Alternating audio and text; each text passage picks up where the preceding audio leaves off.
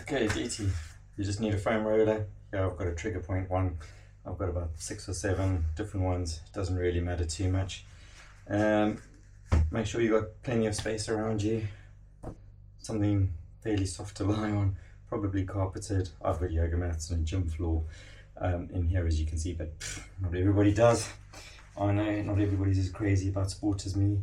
Then what you want to do is you want to work, these quad muscles in whichever leg is giving you the issue. So for me it was always my left leg, but I'm just because of the direction I'm in, I'm gonna do my right leg just to show you. So there's lots of muscles, lots of making up the quadriceps.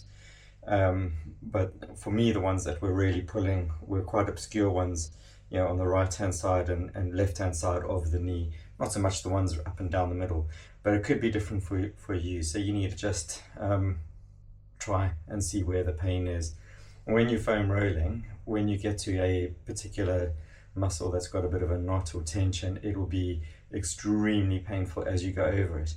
But what you'll find is as you work into that area of the muscle, it will release, and then you might go and work another muscle, and you come back like a day later and work that little bit of the quadricep muscle again, and hey presto, it won't feel nearly as painful. It'll feel quite comfortable. So it works that quickly. It can actually work within one foam rolling session.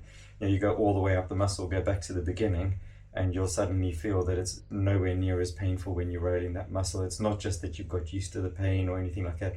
It's actually releasing as you're going. So let's start. So the best thing to do, I'm going to do the outside of this muscle here. So I'm going to be looking that way slightly, but I want you to be able to see. So the way you work is work not like this. I'm just showing you. I'm working it now. I just want to show you the angle. So you work up the muscle, you start at the beginning and just foam roll little bits like that, and then move, say 5 centimeters up the muscle, and then work back down 2 or 3 centimeters.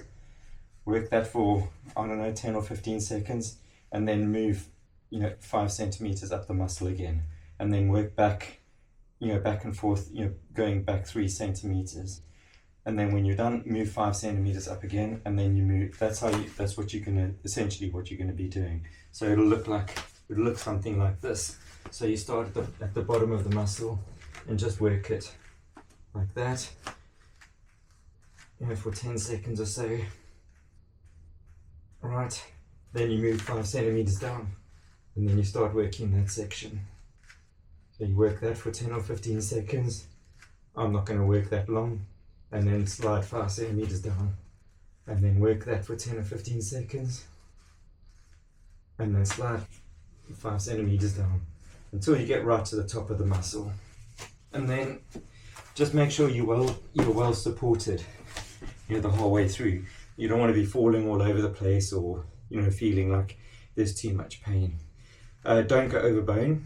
That's a big trick to remember. So if you're going close to the knee, don't go onto the actual kneecap. With a injured fatty pad or fat pad, it'll be excruciatingly painful. But just don't go over bone, and don't go too close to bone, because that's where your tendons are, and you can't really foam roll a tendon. So when you do the inside of the leg, that's a bit more challenging, but you can do it by lying next to the foam roller. And then same principle, start by the knee, foam roll, move down 5 centimeters, and then start working there again. Oh, everything's falling down around me. So that's how it works.